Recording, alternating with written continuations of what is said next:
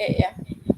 Untuk yang terlambat, minta maaf tadi sengaja Ibu cut ya. Karena absen harusnya di atas jam 8.15 tidak dianggap kehadirannya.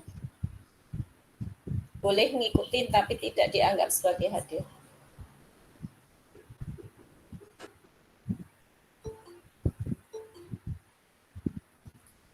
Maaf sekali, kalian kita memang harus belajar untuk disiplin. Pengalaman kemarin aja kakak tingkat kalian ke Palembang kita udah wanti-wanti untuk jam, ternyata susah sekali. Terpaksa kita tinggal. Kita nggak bisa kalian main-main dengan kedisiplinan ya. Oke, bisa kita mulai ya? Halo? Iya Ibu. Ya, Ibu. Maaf Ibu nggak bisa buka tutup seperti di Zoom karena fasilitas untuk Go Meet berbeda dengan Zoom. Kelihatan share screen Ibu? Kelihatan Ibu. Terlihat Ibu. Kita mulai dengan anemia. Maaf Ibu buka 2 device ya. Karena kalau cuma 1 device begitu masuk Ibu nggak bisa lagi admit lagi, nggak bisa kebaca kalau Ibu udah share screen. Oke, kita anemia. Apa anemia masih ingat? Kondisi di mana kadar HB? Di mana? Di bawah normal. Di bawah normal kalau untuk laki-laki berapa? Laki-laki dewasa batas normal. 14 Bu. 14 sampai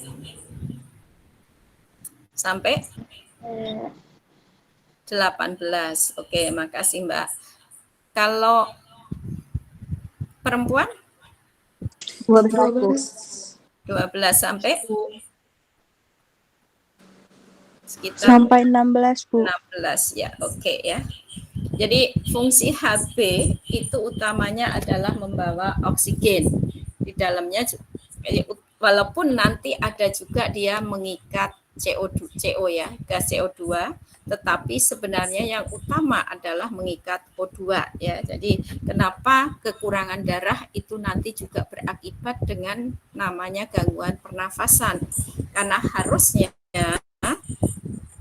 ketika HB itu cukup maka harusnya O2 juga cukup, tapi kalau HB-nya rendah otomatis oksigen juga akan kurang gitu ya. Ini sel darah merah kita. Masih ingat bentuknya apa ini? Bukan bulat ya. Bentuknya bukan bulat. Bentuknya apa ini namanya? Ingat nggak? B. Bentuknya apa? B.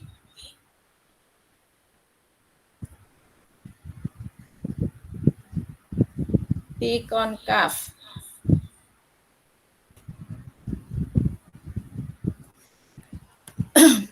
Bentuknya bikonkav ya.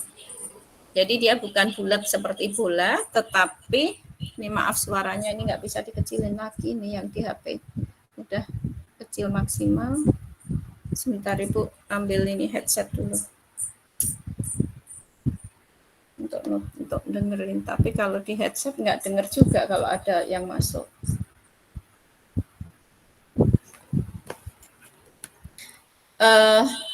Untuk 1 molekul HB itu terdiri dari 2 globin dan 4 heme. Globin itu kalau dipecah jadi apa? Kalau misalnya sel darah merah sudah rusak, maka dia akan dihancurkan gitu ya. Nah, dia akan sel darah merah itu nanti HB-nya nanti akan diubah menjadi heme dan globin. Nah, globin itu sebenarnya apa sih? Tersusun atas apa globin itu? Halo? Protein. Protein. Mbak siapa tadi, Mbak? Yuandina, Ibu. Sebentar, Mbak. Yuandina. Nina. Name? 128. 128, makasih.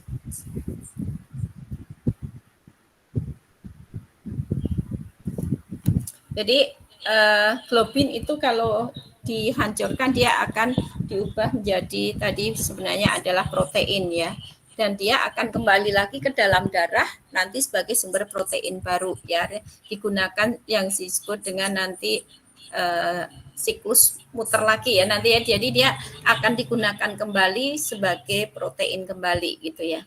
Kemudian atau namanya nanti turnover, protein turnover, artinya protein yang dari pembongkaran nanti digunakan kembali. Kemudian heme itu kalau dipecah jadi apa?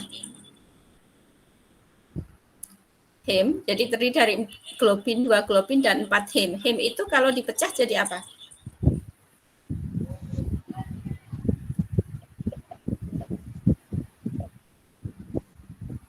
Heme kalau dipecah jadi apa kira-kira? Jadi bilirubin, Bu. Sama? Tadi yang pertama siapa? Safira, Ibu. Safira, oke Mbak Safira. Sebentar, catat dulu ini. Zat besi. Bilirubin dan apa? Mbak Safira NIM berapa? NIM 110. Oke.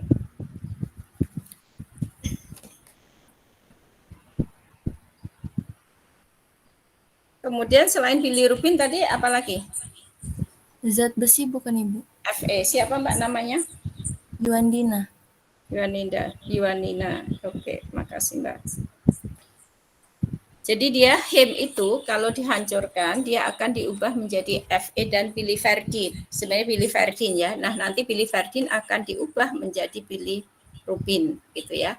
Jadi kalau misalkan sel darah merah sudah 120 hari usianya atau sudah mati, maka dia akan dihancurkan, dibawa ke limpa ya, bukan limfe ya, beda ya. Limpa itu suatu organ kecil tempat nanti perombakan sel darah merah. Jadi di situ bedanya limpa, kalau limfo itu pembuluh darah limfe ya, berbeda ya.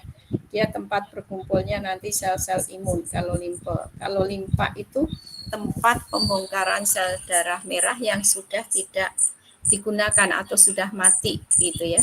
Jadi dia akan dihancurkan oleh sel-sel makrofag. Sel makrofag kalau kalian ingat itu adalah sel yang berperan nanti dalam fagositosis ya. Dia hemoglobin sel darah merah itu akan difagositosis. Ada bunyinya Masya Allah. Akan difagositosis oleh sel-sel makrofag dan diubah tadi menjadi globin dan heme. Kemudian heme-nya akan dibongkar lagi, dipecah lagi menjadi Fe dan biliverdin. Fe ini nanti yang nanti jadi Fe turnover ya, dia akan diolah kembali. Hampir 80% Fe yang ada di dalam tubuh kita itu berasal dari Fe pembongkaran sel darah merah. Jadi yang berasal dari makanan kurang lebih berapa? Fe yang dari makanan kurang lebih berapa? Berapa persen? Halo? Halo? Apakah bisa didengarkan suara Ibu?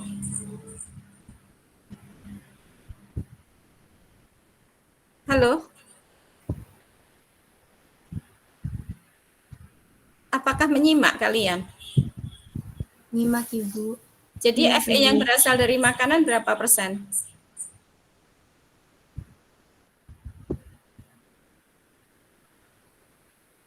Tadi yang berasal dari pembongkaran sel darah merah berapa persen sih?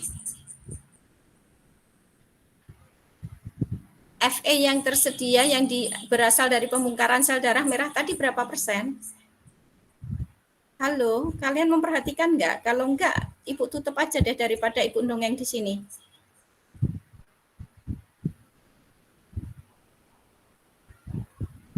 Apa perlu ditutup aja? Udah untuk materi kan udah Ibu sampaikan. Tinggal kalian baca kelengkapan untuk penjelasannya.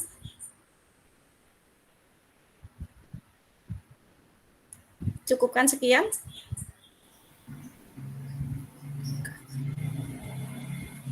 Tadi yang berasal dari turnover atau dari pembongkaran sel darah merah, Fe itu berapa persen kira-kira?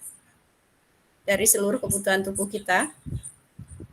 Nggak ada satupun yang mendengarkan. 80% Ibu. Berapa Mbak? Maaf Pak, berapa tadi? Dari sel merah itu 80% Ibu. Oke, Mbak siapa tadi Mbak? Reza Umami Ibu. Maaf Mbak, Mbak siapa? Reza Umami Ibu. Riza Umami. Name berapa Mbak? 137 Ibu. Terima kasih Mbak. Berarti yang harus disediakan dari makanan berapa persen kurang lebihnya? Yang disediakan 20%. sebenarnya yang disediakan dari dari makanan yang tercantum dalam AKG itu nggak banyak. 20% itu sudah maksimal seharusnya. Kalau sel darah merah kita mengandung hemoglobin yang cukup. Nah, orang dewasa sel darah merahnya kurang lebih 5 juta dalam milimeter kubiknya itu ya. Ini kalau wanita sekitar 4 sampai 5, kemudian pria 5 sampai 6 juta ya. Umur sel darah merah berapa ini?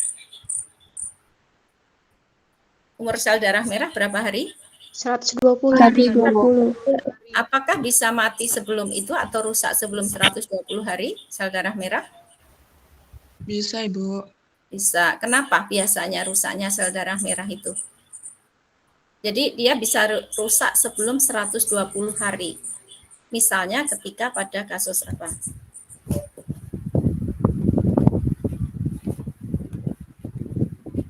Sel darah merah bisa rusak sebelum 120 hari pada kasus apa? Infeksi enggak?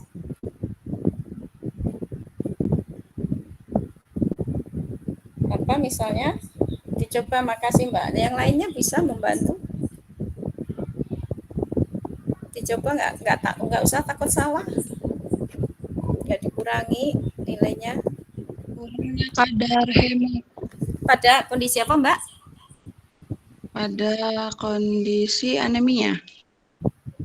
Enggak. Anemia kan berbeda dengan umur sel darah merah. Tadi kan anemia. Kalau anemia kan HB kurang dari normal ya Mbak ya. Ini umur sel darah merah kurang dari 120 hari itu kondisi apa, dan itu nanti bisa menjadi penyebab seseorang nanti jadi HB-nya rendah gitu loh. Jadi ketika sel darah merah itu umurnya kurang dari 120 hari, itu bisa menjadi etiologi atau penyebab seseorang mengalami anemia. Pada kondisi apa? Thalassemia bukan, Bu? Thalassemia bisa. Karena dia sel darah merahnya cepat rusak sebelum waktunya. Ya Mbak, siapa tadi? Via Ayu, Bu. Via Ayu. Yang berapa Mbak? 124. 124. Iya.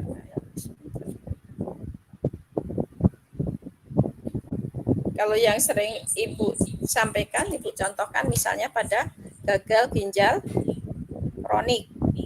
Gagal ginjal kronik itu juga bisa jadi nanti umur sel darah merah tidak sampai 120 hari. Kenapa biasanya itu? Kenapa dia menjadi umurnya jadi lebih pendek pada gagal ginjal kronik?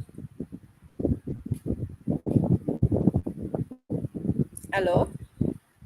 Karena adanya toksik. Toksik itu apa? Toksik yang dimaksud pada gagal ginjal kronik, toksik apa? Toksik itu apa sih? Racun. Racun. Nah, keracunan apa kalau pada orang gagal ginjal kronik? Keracunan apa yang menyebabkan sel darah merah cepat pecah, cepat rusak?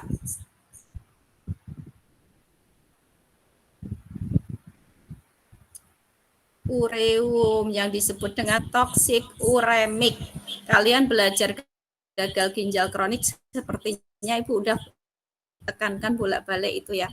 Toksik uremik itu bisa menyebabkan sel darah merah jadi lisis, jadi cepat rusak sebelum waktunya gitu ya. Itu satu contohnya aja ya. Atau misalnya kalian kemarin ketika belajar di vitamin E. Vitamin E dapat mengakibatkan apa kalau defisien vitamin E kemarin?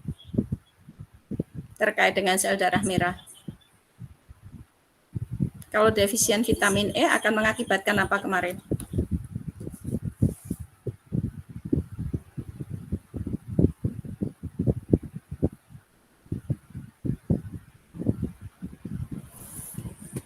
Halo? Radikal bebas bukan, Ibu? Bukan. Ya radikal bebas dampaknya kalau ke sel darah merah ke apa gitu loh Mbak. Dampak ke sel darah merahnya kekurangan vitamin E kemana? Sistem Memang perannya tadi terkait dengan peran radikal bebasnya, anti radikal bebas vitamin E.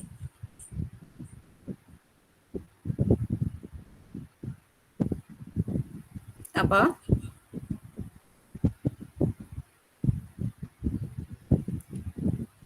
Kerusakan sel-sel membran, termasuk sel membran sel darah merah. Apa akibatnya kalau bagian dari sel membran, dari membran sel itu rusak? Halo? Halo? Kalau bagian membran dari suatu sel itu dirusak oleh radikal bebas karena defisien vitamin E, kalau itu terjadi pada sel darah merah, maka sel darah merahnya akan terjadi apa?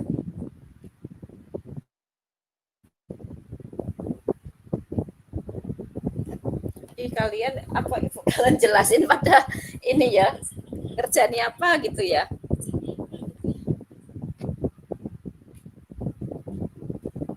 Sel darah merah akan lisis karena bagian membrannya rusak oleh radikal bebas. Nah, selanjutnya, produksi sel darah merah itu dirangsang oleh eritropoietin. Eritropoietin dihasilkan oleh mana? Siapa yang menghasilkan eritropoietin? Yang menghasilkan eritropoietin itu organ mana? Organ apa? Ya, bukan, Bu. Ya, ginjal. Jadi kenapa nanti dampaknya pada orang-orang yang gagal ginjal kronik, maka dia akan terjadi anemia. Karena produksi hormon eritropoietinnya kurang. Sehingga proses eritropoiesis itu adalah proses pembentukan atau proses pembuatan eritrosit, namanya eritropoiesis. Sehingga eritropoiesis akan berkurang dan eritrosit juga akan kurang, gitu ya. Jadi eritropoietin itu berperan di pembentukan eritrosit. Jadi dari namanya aja kalian udah ingat eritropoietin, eritrosit, nggak beda jauh gitu ya. Hormonnya eritropoietin, dia berperan dalam pematangan sel darah merah. Maturasi atau pematurasi itu pematangan sel darah merah ya. Proliferasi berarti perkembangan, jadi pembelahan dari sel darah merah. Itu nanti berperan di sini eritropoietin gitu ya. Jadi ketika misalnya di ginjal itu kekurangan oksigen, akhirnya nanti ginjal akan memproduksi hormon eritropoietik lebih banyak supaya tadi terjadi pembentukan Hb lebih tinggi. Tujuannya ke sana ya, supaya nanti eritrosit dibentuk dan Hb-nya bisa meningkat. Kemudian untuk pematangan sel darah merah itu yang dibutuhkan sebenarnya ini kurang B6 belum Ibu tuliskan ya, dari B6, B9, B12, Fe dan protein gitu ya. Pembentukan sel darah merah di mana? Pembentukan sel darah merah di mana terjadi? Sumsum tulang, Mbak. Di sumsum tulang ya, tidak perlu belakang ya. Kenapa jadi begini ya? Jadi sumsum tulang itu seluruh sumsum tulang, bukan sumsum tulang belakang, sumsum tulang ya.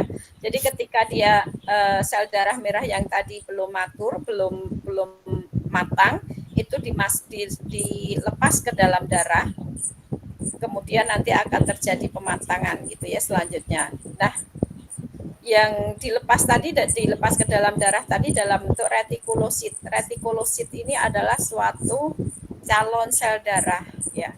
Calon sel darah merah itu retikulosit gitu. Jadi dia atau juga disebut dengan sel darah merah yang belum matang gitu ya. Ini struktur dari hemoglobin yang tadi ukurannya bayangin yang sepersekian mikro liter ya atau mililiter itu tadi 4 sampai 5 juta terdirinya itu kalau di bawah mikroskop seperti ini penampakannya. Jadi setiap hemoglobin setiap hem itu terdiri dari 4 Hb ya. Ini setiap hem terdiri dari 4 Hb. 4 Hb 4 Fe maaf. Terdiri dari 4 Fe. Ini prevalensi anemia di Indonesia. Jadi 1 dari 3 wanita di Indonesia itu mengalami anemia pada wanita usia subur ya, wanita prevalensi anemia pada usia subur. Dan ini tidak jauh berbeda dengan angka di dunia ya. Jadi angka secara internasional juga sama, hampir 1 dari 3 wanita usia subur itu mengalami anemia. Gitu. Indonesia pada posisi yang mana nih? Moderat, berat atau ringan? Berat. Valensinya berat. Berat berarti di posisi berapa itu? Berapa persen itu? Coba dilihat di gambarnya. Ini gambarnya gambar merah hati atau gambar pink atau gambar ungu. Salem ya, warna salem ya, gambar salem, merah hati atau gambar ungu. Indonesia kebanyakan di posisi gambarnya apa ini? Halo? Di moderat. Di moderat. Moderat berarti antara berapa sampai berapa itu persentasenya Mbak prevalensinya? 20 sampai 40.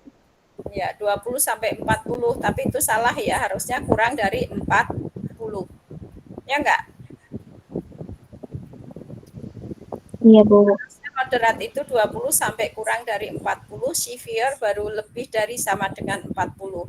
Ini salah. Jadi kita tolong hati-hati ketika membaca suatu literatur, tolong di cross check sumber yang lain. Kalau ini lebih dari sama 40, masa di sini 40 ikut lagi di moderat kan nggak mungkin ya. Kita tahu kemarin cut off untuk prevalensi anemia adalah yang severe 4 lebih dari sama dengan 40. Berarti moderatnya kurang dari 40. Kemudian anemia ini ya. Masih ingat semoga wanita 12 sampai 13 dengan kadar hematokrit 37 sampai 43 ya. Kemudian leukosit 4.000 sampai 10.000. Leukosit ini untuk tanda apa sih sebenarnya? Kalau leukosit naik berarti ada apa? Ada infeksi bukan? Ada infeksi. Kalau leukosit turun berarti bisa jadi depresi imun ya, bisa jadi. Kemudian ini pada ibu hamil 11 sampai 16. Jadi dia lebih rendah ibu hamil itu ya. Karena apa? Kenapa cut off-nya atau standarnya lebih rendah daripada orang wanita usia subur yang lain? Karena volume cairan meningkat ya pada ibu hamil itu ya, itu terutama cairan amnion itu. Volume cairan darahnya meningkat pada ibu hamil. Sehingga kadarnya atau cut off standarnya dibuat lebih rendah. Ini kategorinya tadi sama. Ini prevalensi anemia pada usia subur. Indonesia ini posisinya di 2019 itu prevalensi 31,2 ya. Coba kalau kita lihat dari 2012, prevalensinya nurun atau naik ini prevalensi anemia di Indonesia? Prevalensinya turun atau naik? Halo? Naik, Ibu. Naik ya. Bagus nggak kira-kira? Prevalensinya justru naik. Naiknya lumayan ya. 2012 itu 27, 2019 itu 31,2% prevalensinya. Artinya kalau kita lihat sekarang mungkin angka ini kira-kira lebih tinggi atau lebih rendah sekarang? Kira-kira anemianya kalau hasil kemarin survei kesehatan nasional atau SKI, survei kesehatan Indonesia yang baru dilakukan, nanti kira-kira naik atau turun anemianya? Kita belajar membaca situasi, belajar membaca ekologi seperti kemarin ya, masalah gizi di PSG. Kira-kira akan naik atau turun masalah anemia ini? Halo? Kita mengalami yang namanya pandemi berapa tahun? Itu terjadi kapan sih? Terjadi 2020. pandemi COVID itu 19.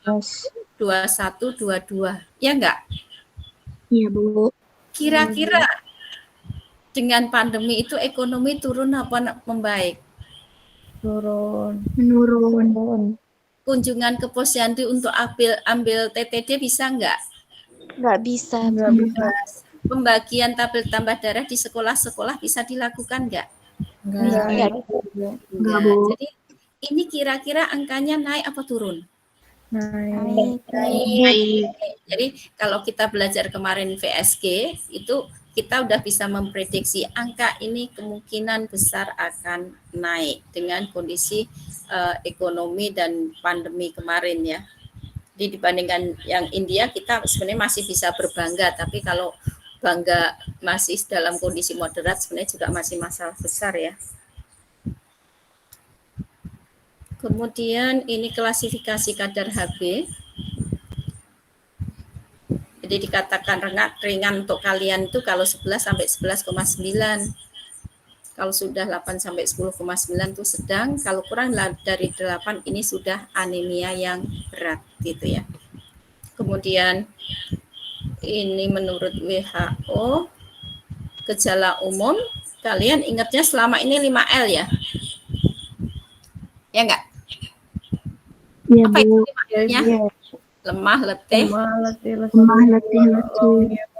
tungle, lesu gitu ya. Nah, tapi kita juga kalau nanti di klinis kita harus melihat tanda-tanda vital atau vital sign ya. Vital sign atau tanda-tanda vital. Tanda-tanda vital kemarin kalau pucat pasti ya kita bisa melihat dari apa kemarin pucatnya dari mana? Kalau anemia di PSG. Telapak tangan. Telapak tangan. Selain telapak tangan di mana lagi? Ayo. Bawah mata. Di mata, di sklera mata atau konjungtiva. Makasih Mbak. Kemudian cepat lelah itu baru naik tangga aja sudah ngos-ngosan ya kalian ya. Itu perlu dicurigai memang HB-nya rendah gitu ya.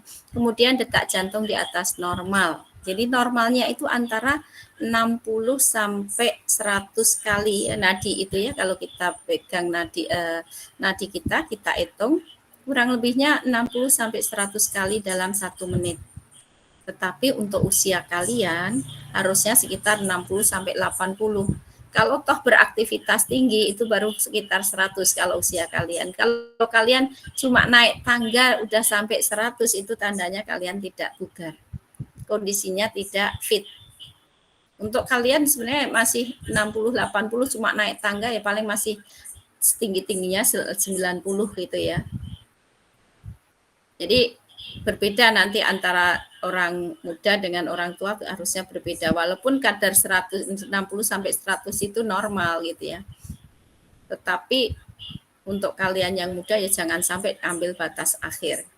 Kemudian denyut jantung tidak teratur ya. Artinya apa? Kadang kuat, kadang lemah gitu ya. Sulit bernafas. Kenapa sulit bernafas? Kenapa orang yang anemia nanti akan terjadi kesulitan dalam nafas? Halo? Iya, Mbak, siapa Mbak namanya Mbak?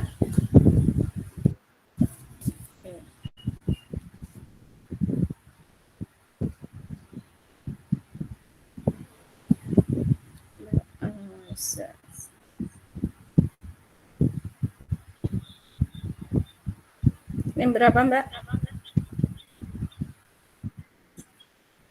Oke, makasih. Jadi kalau orang yang HB rendah pasti akan mudah sesak nafas. Kalau misalkan kalian masih kurangnya nggak tinggi-tinggi amat ya, misalnya masih 10 gitu ya, kadar HB-nya masih 10, atau 11, paling ketika beraktivitas agak berat kalian baru akan nyesek gitu ya.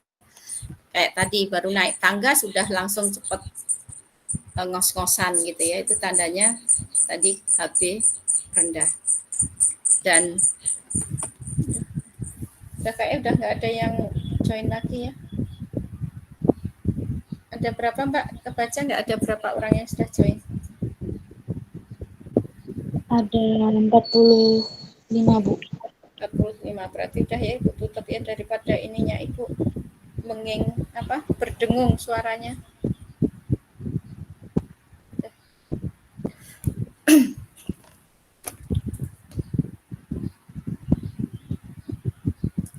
Jadi jangan kaget, orang yang anemia itu bisa jadi akan masuk pada gagal jantung. Kenapa? Karena ketika tadi HB rendah, otomatis oksigen yang dikirim ke sel cukup enggak? Ketika HB-nya rendah, oksigen yang diperoleh, yang dikirimkan dari darah yang dikirimkan ke sel-sel cukup enggak? Tidak, Ibu. Tidak. Maka itulah yang mengakibatkan jantung akan bekerja lebih keras untuk memompa darah agar terpenuhi kebutuhan oksigen bagi sel-sel tubuh kita. Dan akhirnya pada kondisi biasanya habis itu dia akan mengalami kardiomegali dulu ya. Kardiomegali itu adalah pembesaran jantung. Setelah jantung membesar, maka lama-lama dia akan masuk pada gagal jantung. Jadi gagal jantung itu tidak harus dimulai dari darah tinggi, dari darah rendah bisa, dari HB rendah bisa, atau kemarin bahkan dari kekurangan B1 pun juga bisa gitu ya. Jadi banyak hal yang bisa menyebabkan seseorang masuk pada kondisi gagal jantung. Kemudian telinga sering berdengung, cuma ini kadang nggak spesifik ya. Berdengungnya kayak kita kalau di ketinggian ya, kalau kita misalnya di pegunungan naik motor atau naik mobil itu ya, atau misalnya pas kondisi kita landing dari pesawat atau take off itu biasanya ada agak berdengung telinga ya. Kemudian adanya takipnea pada latihan fisik atau nafas yang terasa cepat dan dangkal gitu ya. Pernafasannya RR ini maaf ya, ini bukan nadi tapi RR. Pernafasannya jadi cepat dan dangkal. Normalnya 12 sampai 20 kali untuk kita orang dewasa, maka bisa jadi pernafasan bisa jadi lebih dari 20 kali. Ini maaf, ini harusnya ini RR ya, respiratory rate. Ibu salah nulisnya. Jadi bisa jadi 24, 26 berarti tandanya tadi karena tubuh kekurangan oksigen. Jadi ngambil cepat-cepat ambil nafas gitu supaya oksigennya cepat masuk gitu ya. Ini klasifikasi anemia. Jadi secara morfologi masih ingat kemarin macam-macam anemia, ada mikrositik hipokrom, makrositik normokrom dan normositik normokrom ya, atau dibalik juga nggak apa-apa ya, normositik normokrom atau normokrom normositik, normomakrositik sama aja dibalik. Kemudian secara etiologi biasanya disebabkan karena kehilangan sel darah merah atau karena gangguan produksi gitu ya. Nah, untuk etiologi kehilangan sel darah merah tadi bisa jadi karena apa? Bisa karena perdarahan, bisa karena hemolitik. Hemolitik itu berarti apa ini? Dari namanya hemolitik berarti dari hem dan lysis atau litik. Apa itu artinya? Apa ini artinya? Hemolitik itu apa namanya artinya? Hemolitik itu dari kata hem dan lysis. Berarti apa artinya itu? Halo? Dari asal katanya apa itu? Kerusakan sel darah merah, Ibu. Kerusakannya seperti apa, Mbak? Mbak siapa tadi? Desvina, Ibu. Kerusakannya seperti apa, Mbak? Maaf, Mbak. Lises itu apa sih? Ibu bolak-balik mengatakan lises. Lises itu Hancur, apa? Bu. Rusak sebelum waktu yang seharusnya, Bu. Lises itu pecah. Pecah. Lises itu pecah.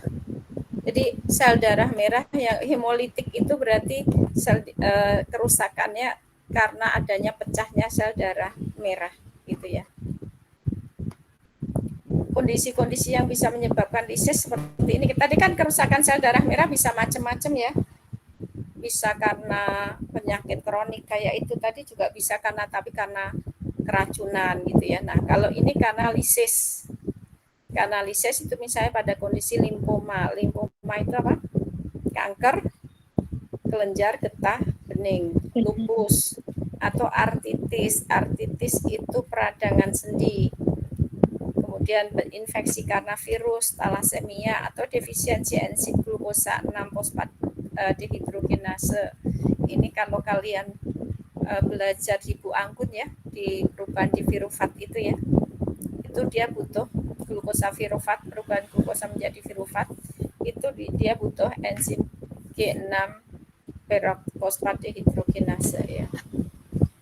Kemudian yang karena gangguan produksi itu biasanya karena defisien. Defisiennya biasanya karena apa? Anemia yang disebabkan karena defisien.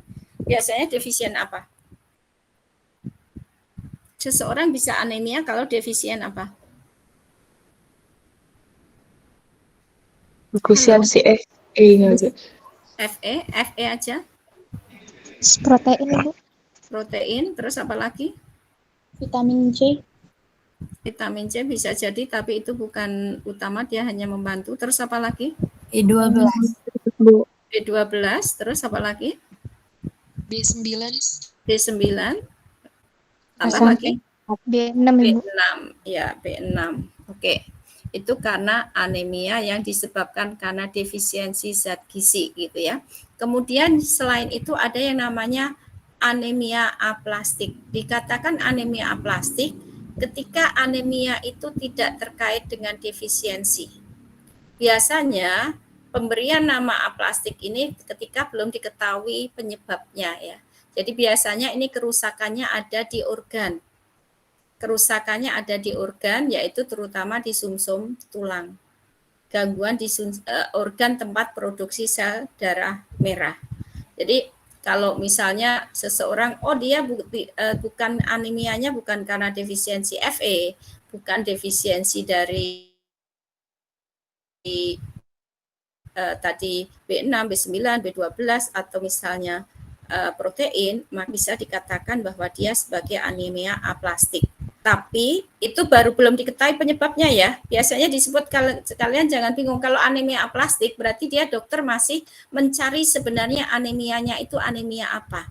Disebabkan karena apa? Apa karena keganasan, apa karena apa gitu ya, apa karena ITP, kondisi idiopathic thrombocytopenic, atau macam banyak sekali ya, atau tadi misalnya talasemia gitu ya, atau penyakit lupus, itu akan diketahui nanti. Tapi jadi kalau bukan karena aplastik, biasanya dokter kalau bukan karena defisiensi, dokter biasanya untuk sementara akan mendiagnosis mengatakan anemia aplastik. Berarti dia biasanya itu ada gangguan di tempat produksi ya, di tempat produksinya kalau aplastik ya. Jadi bukan anemia yang sederhana dan mudah. Ini sudah penyakit-penyakit yang lumayan berat kalau sudah aplastik gitu ya. Kalian akan ketemu banyak nanti kalau kalian di rumah sakit, dokter akan sering diagnosisnya nanti sebutannya anemia aplastik gitu ya. Kemudian di sini anemia berdasarkan morfologinya. Tadi berdasarkan morfologi, jadi kalau yang normokrom, normositik itu biasanya untuk pada anemia yang, kalau normokrom, normositik berarti normal semua ya, warnanya normal, ukurannya normal. Artinya biasanya karena misalnya pada kehilangan darah akut. Jadi kalau orang baru kehilangan darah, dicek HB-nya, dicek hapusan darah tepinya, maka dia tidak ada kelainan di bentuk sel darah merah maupun warna sel darah merahnya. Atau karena hemolisis, anemia dengan hemolisis, tidak ada gangguan di sumsum tulang, bahan tersedia semua, maka dia juga akan terjadi normokrom, normositik. Artinya tidak ada kelainan di bentuk maupun warna sel darah merahnya. Kalau misalnya analisis dan tubuh bisa berkompensasi untuk melakukan produksi sel darah merah yang baru, artinya apa? Bahannya tersedia, itu insya Allah sel darah merah yang terbentuk adalah sel darah merah yang normal. Demikian juga untuk penyakit kronis. Penyakit kronis itu satu contoh yang sering contohkan adalah pada gagal ginjal kronis. Gagal ginjal kronis itu anemianya tadi biasanya karena apa? Kekurangan apa? Pada gagal ginjal kronis sering terjadi anemia karena kekurangan apa tadi? Halo? Kekurangan apa tadi? Hormon apa namanya? Eritropoietin bukan? Ya, karena kekurangan hormon eritropoietin. Jadi yang kurang itu hormon eritropoietin, bukan kekurangan zat gizinya gitu. Zat gizi tersedia.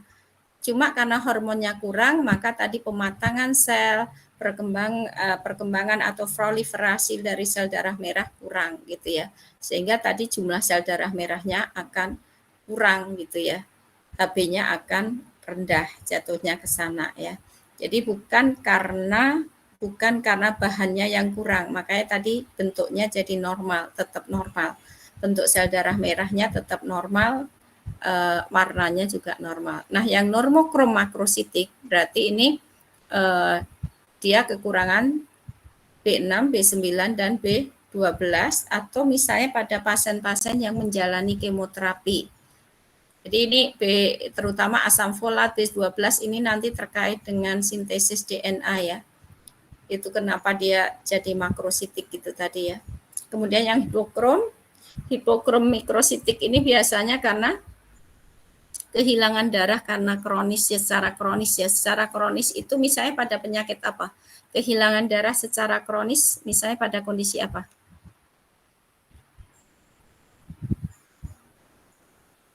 Orang kehilangan darah secara kronis itu misalnya pada kondisi apa? Pendarahan bukan, Bu? Pendarahan yang seperti apa, Mbak?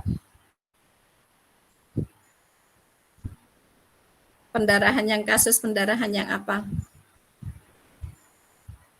Pendarahan ketika operasi atau kecelakaan, Bu? Kalau itu terjadinya secara akut, sel darah merah kalau saat itu kalau dicek HB-nya rendah, tetapi kalau dilihat di bawah mikroskop, maka dia tetap normal bentuk dan warnanya. Dia terjadi secara akut. Saat itu kalau dicek sel darah merahnya masih normal semua. Itu karena kenapa terjadi mikrositik hipokrom? Karena di saat pembuatannya itu kekurangan bahan Fe gitu kan. Sedangkan pada kehilangan darah akut, apakah saat pembuatan sel darah merahnya dia kekurangan Fe? Tidak itu. Jadi kalau pas perdarahannya sekarang dicek HB-nya rendah gitu, tetapi dia nggak saat HB yang ada di dalam darah, sel darah merah yang ada di dalam darah itu kalau dicek dia normal karena dibentuknya tidak kekurangan Fe saat pembentukannya. Itu membedakan yang namanya akut dan kronis gitu ya. Kalau akut itu terjadi secara tiba-tiba, kalau kronis itu lama. Jadi misalnya kehilangan darah yang mana ini? Yang bisa menyebabkan hipokrom mikrositik.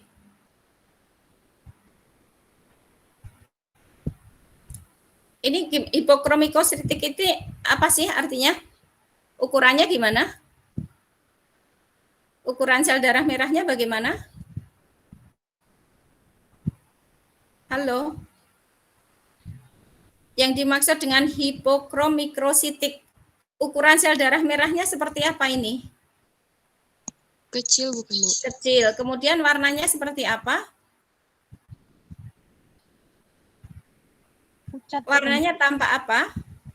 Tampak pucat. Pucat. Ya, dia sel darah merahnya berukuran kecil dan pucat. Artinya apa? Di sel darah merah yang tampak yang kita amati itu saat pembuatannya dulu saat dibuat dulu, dibuatnya bisa 2 bulan yang lalu, bisa sebulan yang lalu gitu ya. Itu kekurangan Fe. Gitu kan? Ya enggak? Kan umur sel darah merah kan 120 hari kan? Artinya sel darah merah yang kita amati itu bisa dibuat 2 bulan yang lalu, bisa sebulan yang lalu itu kan? Atau 100 hari yang lalu kan gitu. Karena umurnya sampai 120 hari. Nah, kehilangan darah secara kronis itu contohnya apa? Misalnya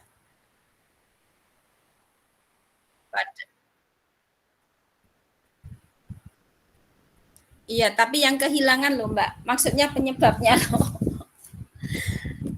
Kehilangan darah kronis, kehilangan darah, kehilangan itu kondisi tubuh mengeluarkan darah.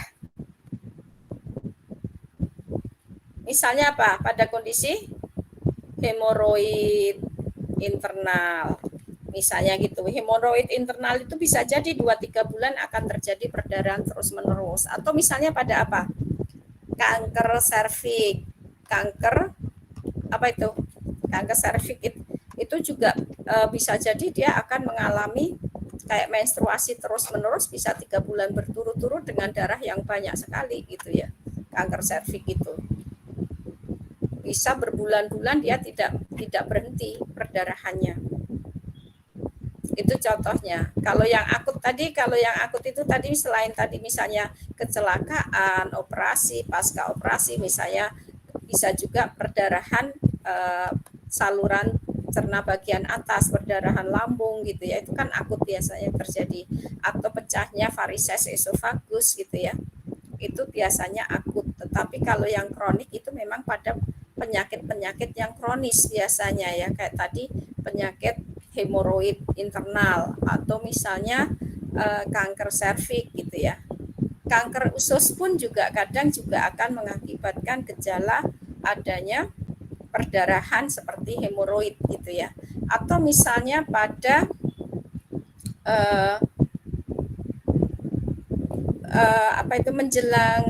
menjelang pramenopause ya, atau menjelang menopause. Itu juga akan seorang wanita yang menjelang menopause itu pada orang-orang tertentu juga mengalami tadi menstruasi yang berlebihan gitu ya. Jadi kayak orang melahirkan itu ya darahnya banyak sekali, dan itu bisa jadi akan bukan sekali 2 kali ya, itu bisa lama, bisa 3 minggu atau berapa bulan berturut-turut itu dia akan mengalami perdarahan yang luar biasa, itu menstruasinya banyak banget. Itu juga mengakibatkan kondisi tadi hipokromikrositik. Kemudian anemia mikrositik tadi MCV pasti akan rendah ya. Ukuran eritrosit pasti akan di bawah normal, di bawah 80 femtoliter. Kemudian MCHC, MCH pasti juga akan turun. Semoga masih ingat waktu Ibu menjelaskan tentang PSG ya.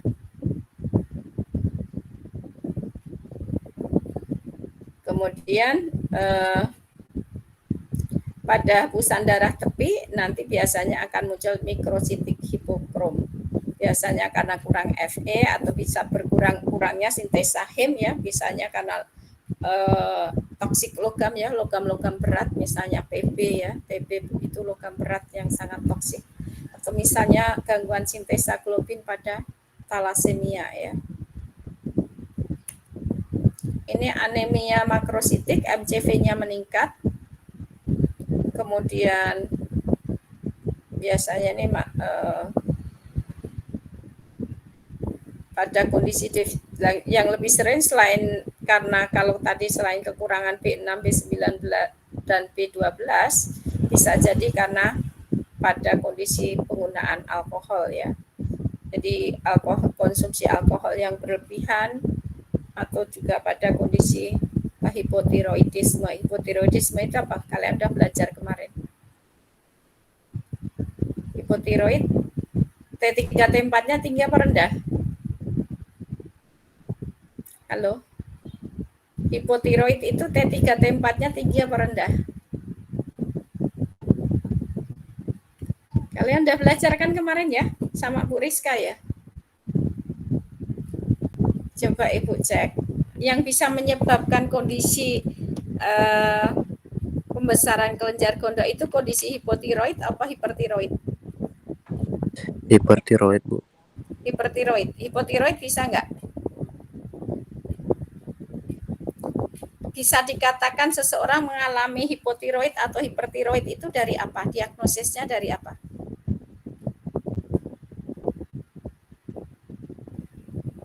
Diagnosis hipotiroid dan hipertiroid itu dari apa?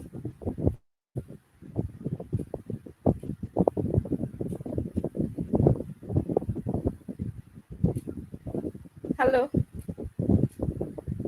Halo? Nggak ada yang ingat? Kemarin daring juga ya kalian ya? Halo? Kalau daring itu nggak efektifnya seperti ini. Orang yang adep-adepan aja belum tentu ini kalian menyimak dan paham. Hipotiroid, diagnosisnya dari apa sih hipo dan hipertiroid itu? Pemeriksaan apa? Pemeriksaan apa Mbak? Hormon. Hormon apa Mbak? TSH sama T4. Yang dikatakan hiper dan hipotiroid itu hanya dari T3, T4. Jadi pemeriksaan awal itu biasanya dari T3 dan T4.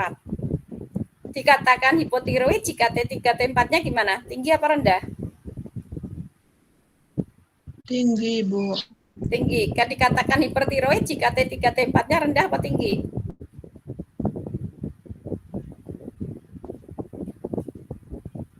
Halo? Kalian nanti bingung nanti kalau kalian yang penamaan aja masih konfus, kalian masih bingung.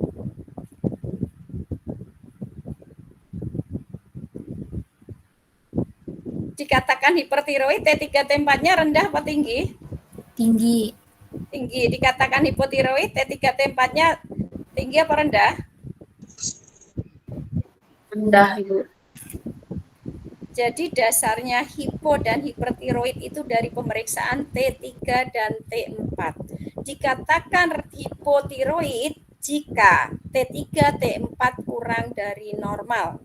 Dikatakan hipertiroid jika T3 dan T4 lebih dari normal. Bisa dipahami ya?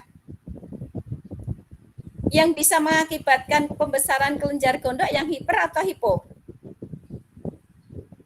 Hiper. Hipo, Bu. Dua-duanya bisa mengakibatkan pembesaran kelenjar gondok. Tidak hanya hiper dan tidak hanya hipo. Tapi lihat tipenya, hipo yang mana yang bisa mengakibatkan pembesaran kelenjar gondok? Hiper yang mana yang bisa menyebabkan pembesaran kelenjar gondok? Tidak semua hipo bisa menyebabkan pembesaran kelenjar gondok dan tidak semua hiper bisa menyebabkan pembesaran kelenjar gondok. Pemeriksaan TSH, TRH itu diperlukan untuk apa? Untuk mengetahui bahwa ketika misalnya sudah dikasih yodium tinggi, pasien tetap sama dengan FE ya. Ketika dikasih yodium tinggi, ternyata pasien tetap T3, T4-nya tetap tinggi. Maka baru akan dilakukan pemeriksaan TRH dan TSH. TRH, TSH itu untuk apa? Untuk mengetahui apakah ada kelainan di hipotalamus maupun di kelenjar hipofise. Bisa dipahami sampai di sini? Kan ada kelainan hipotiroid atau hipertiroid yang sekunder maupun primer kan? Halo? Halo?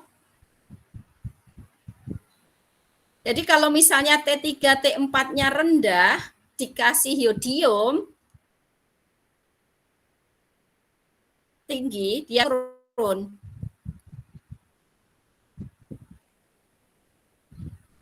Kalau kondisi normal, kalau dia karena defisiensi yodium, T3, T4-nya naik apa turun? Kalau dia sudah T3, T4-nya rendah, kemudian dia konsumsi yodium. Normalnya dia naik apa turun?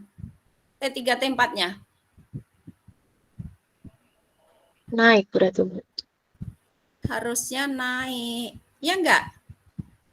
Karena T3 T4 itu bahannya apa sih? Bahan yang dibutuhkan untuk membuat T3 T4? Zat gizi yang dibutuhkan untuk membuat hormon T3 T4 itu apa? Halo? Astagfirullah. Kalian benar-benar ngantuk pada tidur semua saat kuliah sama Bu Rizka ya. Gimana ini nanti kalian kalau di rumah sakit? Padahal basic-basic semua ini. Tapi udahlah. Lanjut. Ini kondisi sel darah merah. Sel darah merah, tolong dilihat. Yang di gambar atas itu adalah kondisi sel darah merah yang normal. Ukuran maupun warnanya normal. Kemudian yang sebelah kiri itu adalah mikrositik hipokrom. Berarti ini defisien apa yang kiri ini gambarannya? Yang sebelah kiri, itu gambaran sebelah kiri itu defisien apa? Halo? Halo? Mikrositik hipokrom, defisien apa? Ini Ibu yang nggak gangguan internet apa? Gangguan internet ya? Apa kita cukupkan aja ya? Ibu, maaf, PPT-nya dari tadi nggak gerak, Ibu. Oh gitu. Berarti Bu yang gangguan internet. Sampai di mana Mbak PPT terakhir Mbak? Masih di cover, Ibu. Tetap masih pertama, Bu. Astagfirullahaladzim. Kalau gitu kalian, kok kalian nggak ada yang ngomong?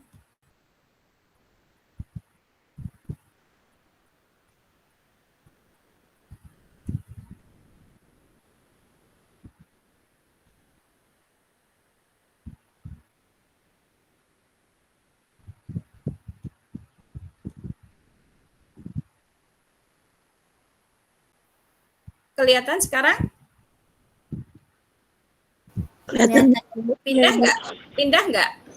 Indah. Nah, Ibu. Udah, Ibu. Nah, Ibu nggak usah Ibu makro ya slide share ya. Coba dilihat. Maaf tadi karena kenapa nggak ada yang ngomong ya?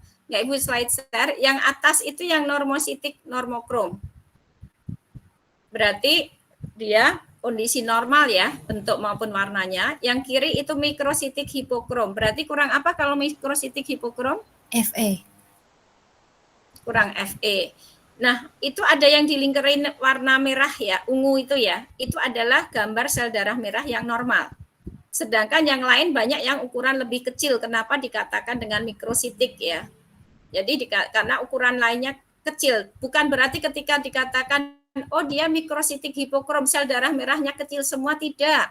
Tetapi ditemukan kondisi sel darah merah atau ukuran sel darah merah yang kurang dari normal dan warna yang pucat gitu ya. Semakin banyak kekurangannya maka anemianya semakin parah gitu ya. Jadi tidak semua sel darah merah langsung berubah. Pembentukan banyak sekecilnya ini tadi sel darah merah yang kecil itu tergantung tadi kekurangannya banyak enggak. Kalau kalian nggak punya ferritin, nggak punya simpanan Fe, pas asupannya kurang, pasti akan terbentuk hari itu adalah sel darah merah yang kecil semua gitu ya. Tapi pas cukup, ya mungkin dia akan terbentuk sel darah merah yang normal gitu ya. Nah, yang kemudian yang kanan itu makrositik ya. Itu yang ungu, yang dilingkari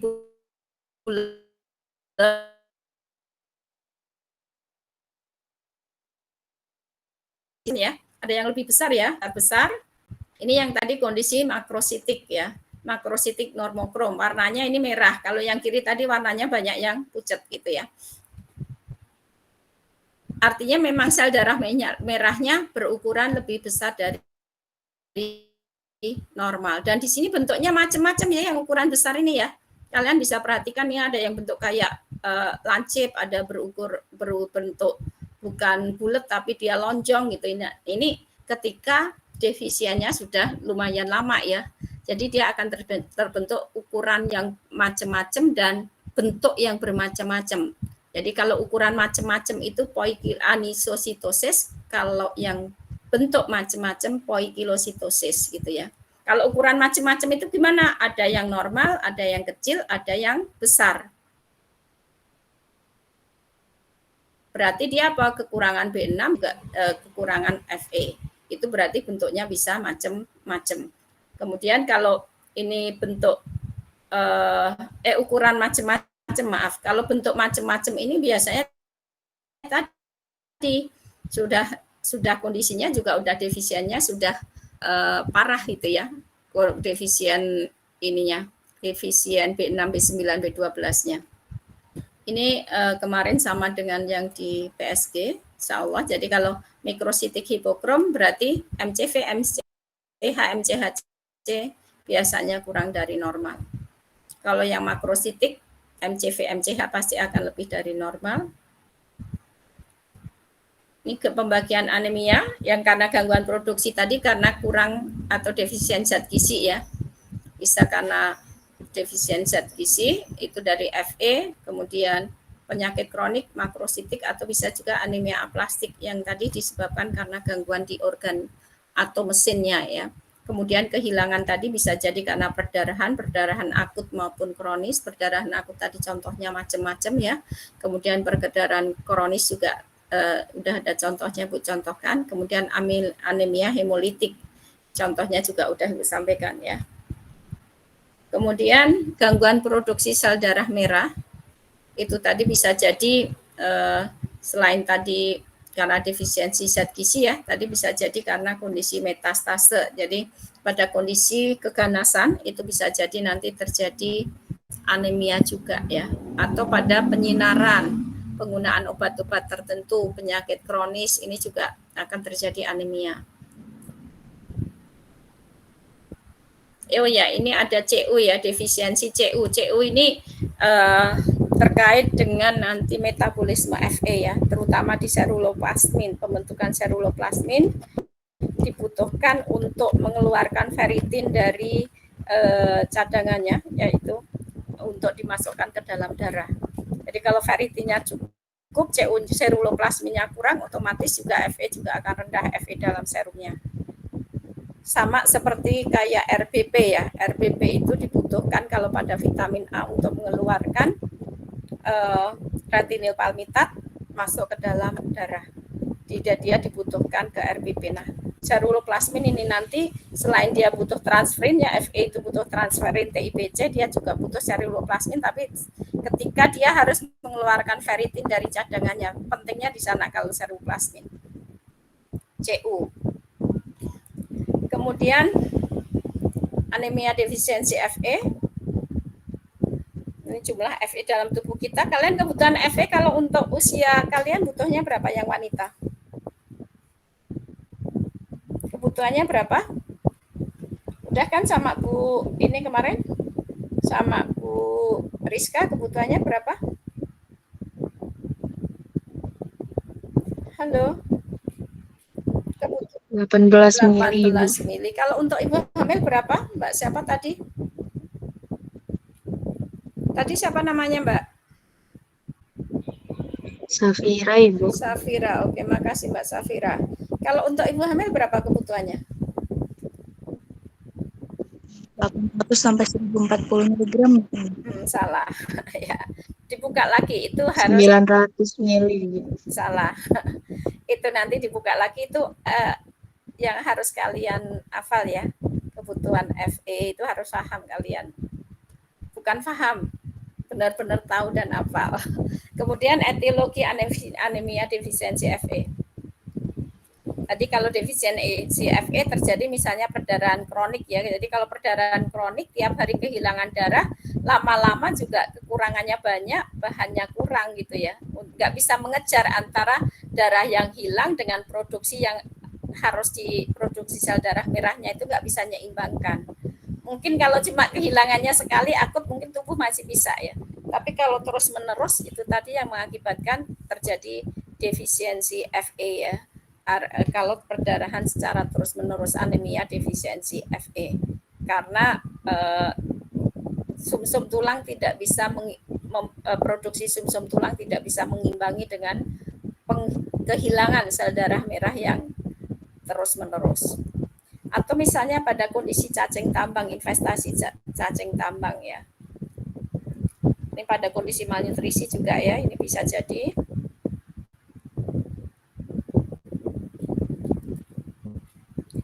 Gejala umum masih ingat kalian, defisiensi pemeriksaan utamanya gimana kalau untuk mengetahui defisiensi Fe, seseorang Hb-nya rendah. Jadi kalau misalnya orang itu anemia, pertama paling ke dokter disuruh tambah apa? Kalau misalnya Hb rendah gitu kan, maka hari pertama itu akan disarankan dokter untuk konsumsi apa? Tablet tambah darah, ya oke. Kemudian akan dievaluasi sebulan atau 2 bulan ke depan. Apakah sudah ada kenaikan dari Hb? Itu ya. Kalau Hb-nya memang naik, maka memang sama. Jadi kalau di kasus masyarakat ya, kalau masih dokter umum, dokter puskes, kondisi di masyarakat anemia, maka kemungkinan dugaan terbesar anemianya adalah anemia defisiensi Fe. Sehingga dokter akan menganjurkan untuk mengkonsumsi tablet tambah darah. Itu ya. Kemudian akan dievaluasi oleh dokter itu sebulan atau 2 bulan kemudian disuruh untuk periksa ulang. Apakah Hb-nya naik atau tidak. Kalau Hb naik berarti dugaannya benar anemia defisiensi Fe. Tapi jika Hb tidak naik, maka dokter akan melakukan pemeriksaan lanjutan. Pemeriksaan yang lanjutannya apa? Yaitu bisa dilihat dari hapusan darah tepi atau tadi pemeriksaan morfologi sel darah merah untuk melihat apakah terjadi kelainan bentuk dari sel darah merah atau warnanya. Jadi apakah karena tadi defisiensi itu ya, defisiensi yang lain misalnya defisiensi B6, B19 atau B9 atau B12 gitu ya, untuk melihat ke sana. Jadi dilihat morfologi sel darah merah.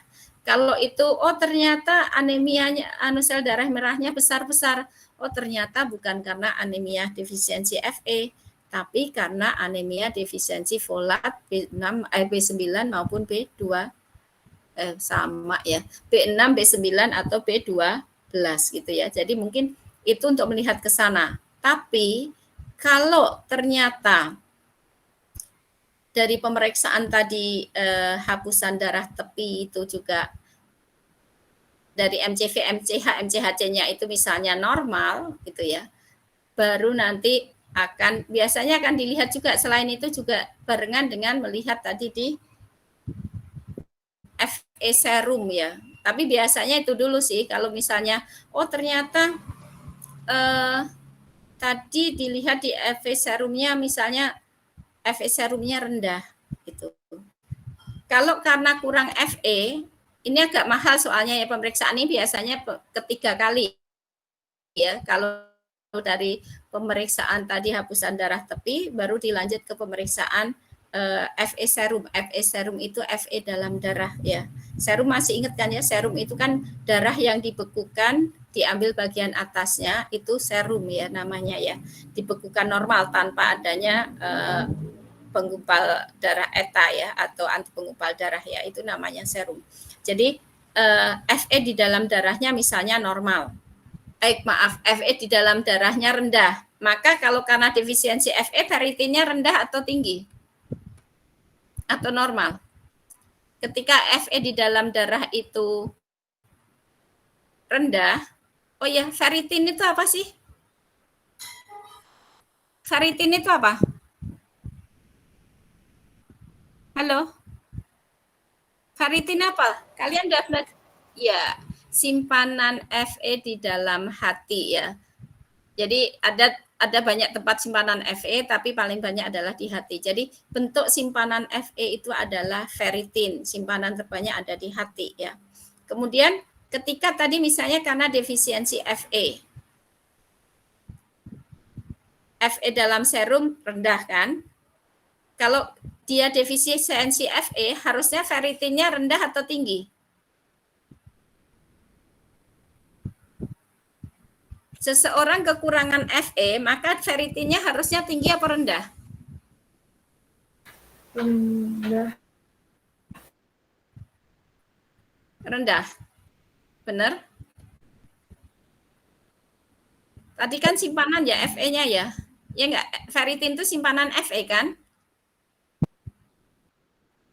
Artinya kalau Fe di dalam serum rendah, simpanannya harusnya habis ya, rendah atau habis, sangat rendah sekali.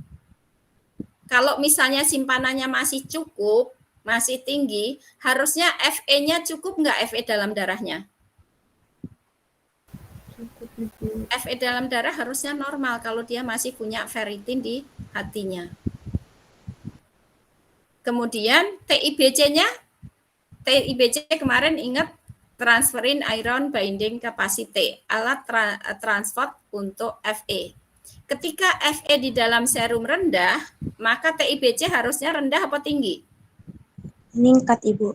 Meningkat, karena TIBC tadi merupakan suatu respon tubuh untuk cepat-cepat menaikkan Fe di dalam serum ya.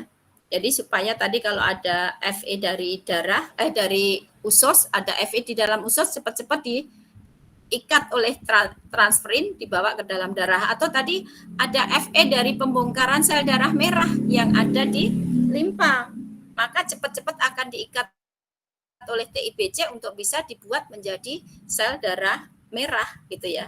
Jadi TIBC akan cepat meningkat gitu ya, sebagai respon untuk menaikkan kadar Fe di dalam darah. Itu kalau dia kurang Fe, harusnya Fe serum rendah, kemudian ferritin rendah, tapi TIBC meningkat. Tapi ketika pemeriksaan Fe serum misalnya rendah, kemudian ferritinnya meningkat, maka itu bisa jadi kondisi keganasan. Seperti itu ya. Bisa jadi gitu ya. Ketika misalnya harusnya kan kalau Fe serum rendah, kemudian ferritinnya tinggi, maka bisa jadi itu tadi bisa jadi kondisi keganasan. Selain peran dari seruloplasmin, kondisi-kondisi yang bisa memungkinkan adalah kondisi keganasan atau ferritinnya normal atau tinggi. Maka bisa jadi sebenarnya kalau normalnya kalau Fe rendah, Fe serum rendah, ferritin rendah, TIBC tinggi, maka itu penyakitnya cuma defisien Fe. Kita nggak berpikir macam-macam. Tapi kalau tidak demikian, maka itu penyakit yang bukan penyakit yang ringan. Itu penyakit-penyakit yang berat. Kalau sudah Fe-nya rendah, kemudian ferritinnya tinggi atau normal, TIBC-nya juga rendah atau normal, bukan TIBC yang tinggi, maka itu bukan penyakit yang ringan. Bisa jadi penyakitnya macam-macam, bisa kanker, bisa lupus, bisa macam-macam deh nanti ya. Makanya tadi disebutnya dengan aplastik ya, artinya belum diketahui, nanti baru dicek baru ketahuan, oh ternyata kanker gitu ya, kanker darah, leukemi gitu ya, atau misalnya oh ternyata talasemi, oh ternyata misalnya lupus gitu ya, itu baru ketahuan ke sana gitu ya. Tapi atau oh ternyata ITP, idiopathic thrombocytopenia misalnya gitu. Itu kalau sudah polanya bukan pola yang tadi. Polanya gimana kalau kurang Fe tadi? Fe serumnya gimana? Fe serumnya gimana? Rendah apa tinggi? Kalau defisiensi Fe, polanya gimana tadi pola hasil pemeriksaannya? Fe serumnya gimana? Serumnya rendah, ferritinnya rendah, TIBC-nya meningkat. Oke, makasih Mbak. Siapa tadi Mbak? Safira, Ibu. Mbak Safira, makasih. Itu berarti dia cuma defisiensi Fe. Tapi kalau polanya bukan demikian, Fe serum rendah, tapi TIBC sama ferritinnya tidak mengikuti pola itu, berarti itu bukan penyakit yang ringan. Bisa dipahami ya? Oke, kita lanjut. Jadi ini kalau awal defisiensi Fe biasanya akan dimulai dari anemia mikrositik sedikit-sedikit ya, ukurannya kecil itu. Kemudian lama-lama akan diikuti dengan ukuran yang bermacam-macam dan bentuk yang bermacam-macam. Tadi harusnya bentuknya bulat, ada yang bentuk agak lancip, ada bentuk lonjong. Itu udah kondisi sebenarnya udah anemia yang terjadi sudah lama, gitu ya. Kemudian ini tadi ya, pemeriksaan yang Ibu sampaikan tadi harusnya ini. Jadi kayak tadi, kalau ferritin itu naik, padahal Fe serum turun, maka ini berarti kondisi keganasan. Biasanya leukemi, gitu ya. Kemudian ini mekanisme anemia defisiensi Fe. Tadi Ibu sebenarnya sudah sampaikan, dimulai dari simpanan yang turun. Artinya ferritinnya habis ya, ferritin habis, maka akhirnya Fe di dalam darah akan turun. Kalau ferritin masih cukup, walaupun hari ini kalian tidak makan Fe, maka harusnya bisa dibongkarkan dari Fe yang dalam bentuk simpanan, dalam bentuk ferritin. Karena kita nggak tiap hari tercukupi Fe kita, harusnya simpanan kita itu yang bisa dibongkar, gitu ya. Kemudian ketika Fe dalam darah tadi sudah rendah, maka TIBC akan meningkat. TIBC ini transferrin iron binding capacity, dia sebagai alat transport untuk Fe. Nah, TIBC yang tinggi tadi ini tetap juga akhirnya saturasi itu kejenuhan. Kejenuhan itu artinya yang banyak mengikat itu kejenuhannya rendah, artinya transferin yang mengikat Fe itu rendah. Banyak transferin yang nganggur, yang tidak mengikat Fe itu namanya saturasinya rendah, gitu ya. Harusnya kalau dia Fe-nya banyak, harusnya TIBC banyak yang tidak nganggur, gitu ya, banyak yang mengikat Fe, gitu ya. Nah, baru nanti akan terjadi di sini MCV akan rendah karena tadi kekurangan Fe ya. Jadi ukuran sel darah merahnya akan kecil.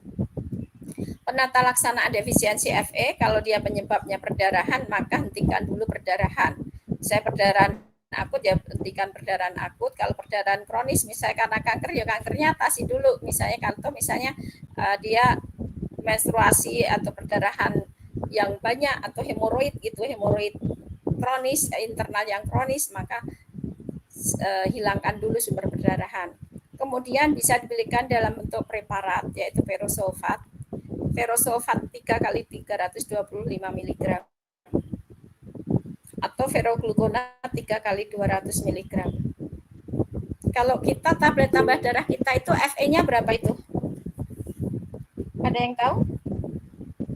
Tablet tambah darah kita mengandung Fe berapa? Tablet tambah darah kita kandungan Fe-nya berapa?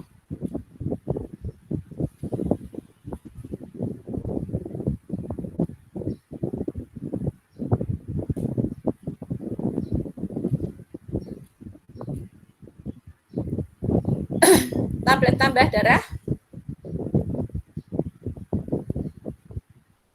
Nggak ingat ya?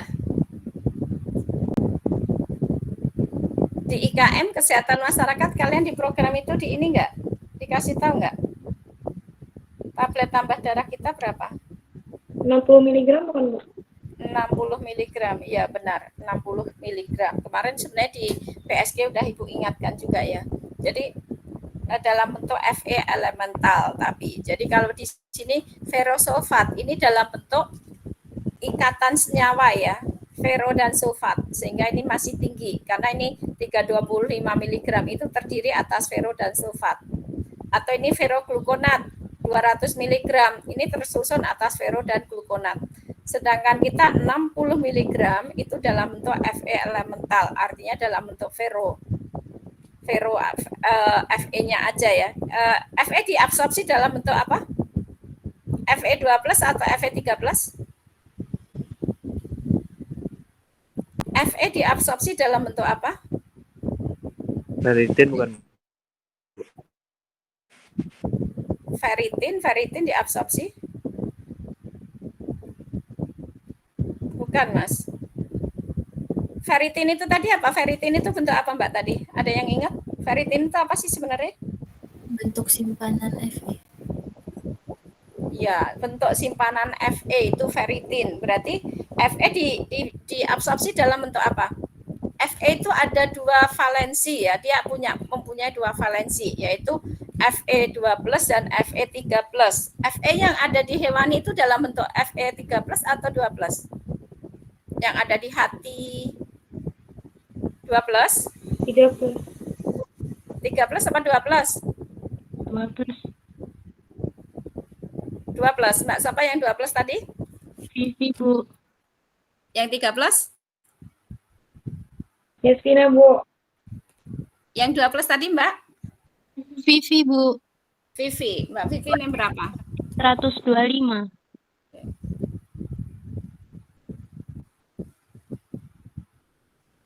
Fe diabsorpsi dalam bentuk Fe2+. Jelaskan kemarin ya, di tabelnya kan Bu Rizka ada itu dalam bentuk perubahan-perubahannya ya. Kapan dia ketika dalam bentuk hewani, maka dia dalam bentuk sama dengan dalam bentuk absorpsinya, yaitu dalam bentuk Fe2+. Fe2+ nama lainnya apa? Ferri apa Vero? Vero, ya, Vero. Diabsorpsi dalam bentuk Vero, gitu ya. Oke. Ini anemia penyakit kronis tadi. Biasanya kalau penyakit kronis biasanya anemianya normositik normokrom ya sebenarnya ya. Misalnya pada kondisi ginjal tadi, penyakit ginjal karena kekurangan eritropoietin gitu ya. Rheumatoid arthritis ini juga bisa gitu ya. Ini biasanya normokrom normositer kalau karena penyakit kronis.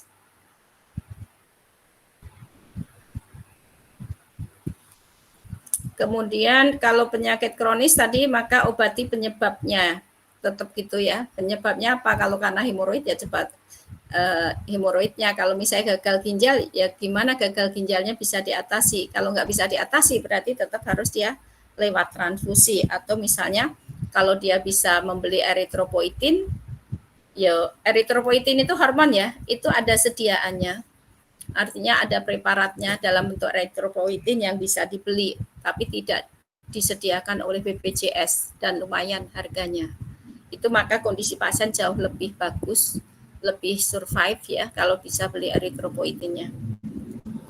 Kemudian anemia defisiensi folat, tadi ukurannya besar ya. Sama, ini folat itu bisa disimpan selama berapa lama? Kurang lebih kemarin? 4 Folat. bulan, Bu. Berapa, Mbak? 4 4 bulan ya, kurang lebihnya. Artinya, tapi sebenarnya simpanannya bukan mencukupi segitu ya, sama dengan kalau kita ke apa ya? Fe ya. Fe itu tadi kan Fe yang kalian konsumsi seminggu sekali itu kan 60 kan? 60 mg, ya enggak? Itu untuk 7 hari. Sedangkan kebutuhan kalian berapa? Tadi 18 kan? Cukup enggak kira-kira 60-nya? 60 dalam 1 minggu mencukupi enggak kira-kira?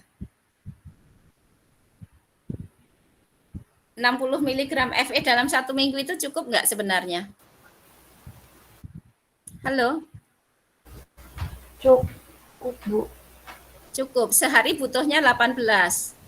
Selama 1 minggu butuhnya berapa berarti? 126. 1? 26.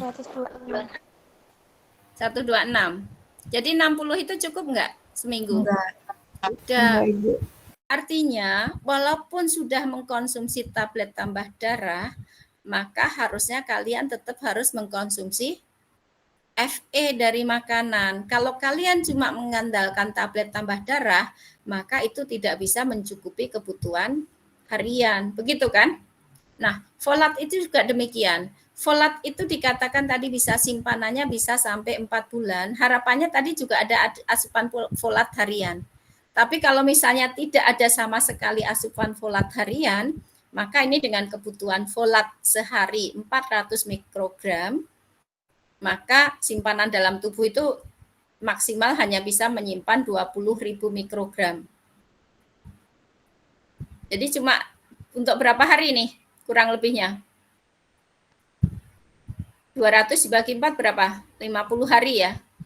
Kalau tanpa ada asupan sama sekali folat, maka folat kalau kita sudah sempat menyimpan maksimal folat, maka itu bisa memenuhi untuk 50 hari.